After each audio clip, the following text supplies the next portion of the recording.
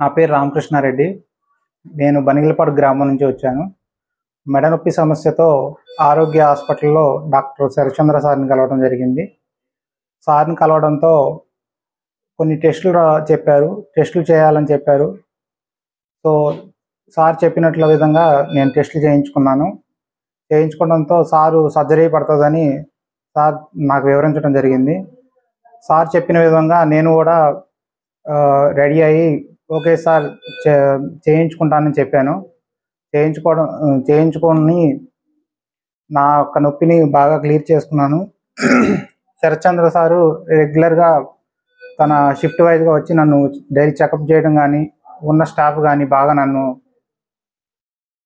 Staff నన్ను బాగా చూసుకున్నారు.